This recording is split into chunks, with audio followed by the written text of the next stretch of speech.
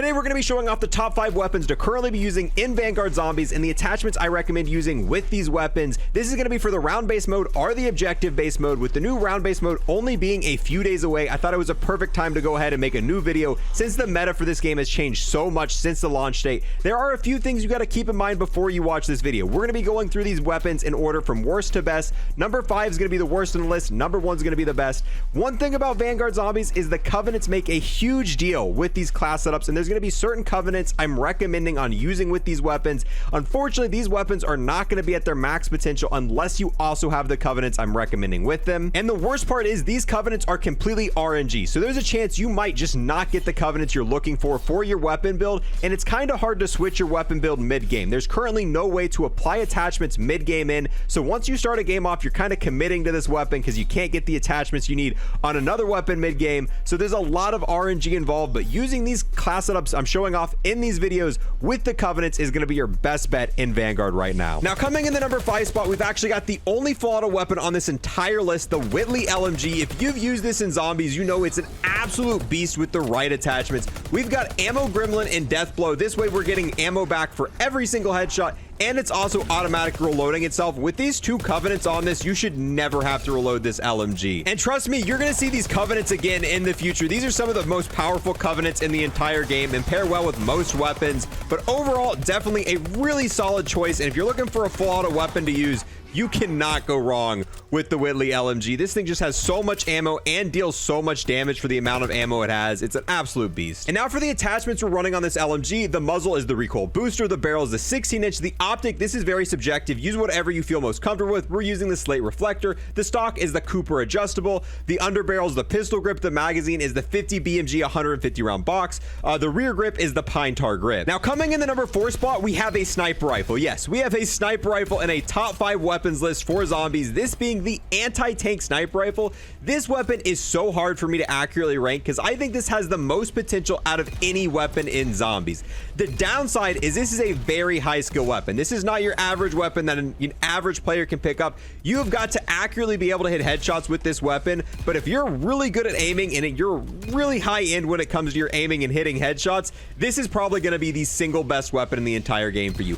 I struggle sometimes to use this weapon, and if I'm having a bad day and I'm not hitting accurate headshots like right there, you're better off using another weapon. But if you think you're up for the task and you think you can accurately hit headshots, this 1000% is going to be the single best weapon. However, I'm not putting it in the number 1 slot because I feel like the majority of players are going to struggle using this weapon, and you're probably better off using one of the weapons higher on our list. Same thing when it comes to covenants for this weapon. We're going to be using Ammo Gremlin and Death Blow because these covenants, if you're hitting headshots and you're just going to constantly be regenerating ammo, that way you're never having to reload, and the reload for this weapon is fairly long. Also, one other thing, the hip fire on this weapon is very deadly, so if you're ever in a tight pickle close range, you can just spam all your shots, but you are going to have to do the reload after. But close range hip fire on this thing, very good. And now for the attachments we're running on this sniper rifle. For the muzzle, we got the G28, the barrel's the 240 Zach Rapid, the optic once again is going to be the slate reflector. This is super subjective. Use whatever you feel most comfortable with. The stock, we've got the Type 1A, the underbarrel is the bipod, the magazine is the 10 round mags,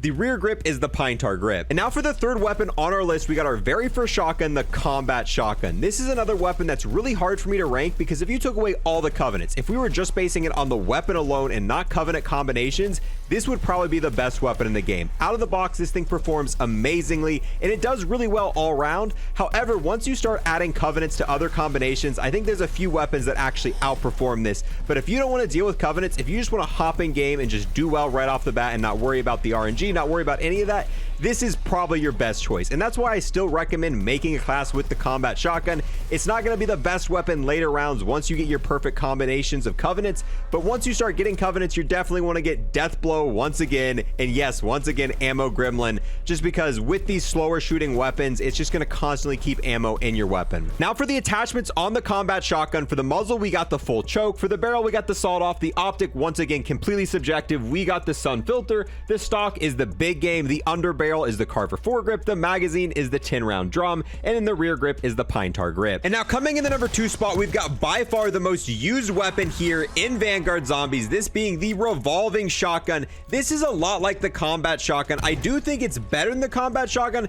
The biggest issue with it is the insane reload time. And this is where the Covenant comes in. Once you get death blow, every time you kill a zombie with a headshot, you're going to get 2 bullets back, which mean you're almost never going to be reloading with this shotgun. However, you really do need to get that Covenant. Until you get that Covenant, it really does have this really bad reloading issue, whereas the combat shotgun doesn't share that same issue. And that's why it's really hard to rank these two. This one's better than the combat shotgun once you get death blow, but prior death blow, the combat shotgun, look at that. Look at how much damage this thing does.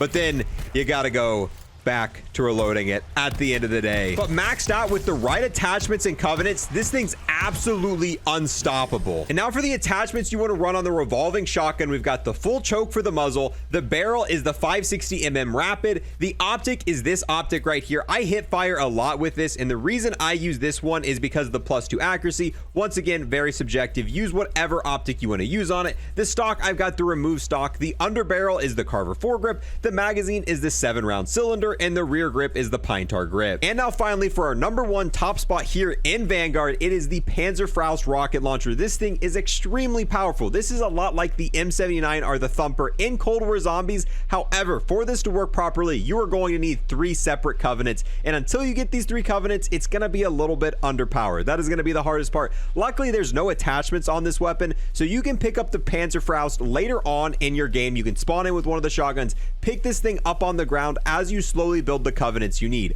Once again, you're going to need death blow, but to make death blow work, we're going to need a few other things. There is a Covenant that works a lot like PhD in this. It's called Explosive Expert. What this is going to do, it's going to make your explosions do more damage to enemy zombies. So now your Panzerfaust is going to be doing additional damage, and it's also going to make it where you take 0 damage once you get the final tier. So it's going to be just like PhD. You can spam it at the ground. You're not going to be able to hurt yourself with this weapon, which is really good for me because I'm not very good with explosives. I'm really bad about downing myself, so I 100% need this.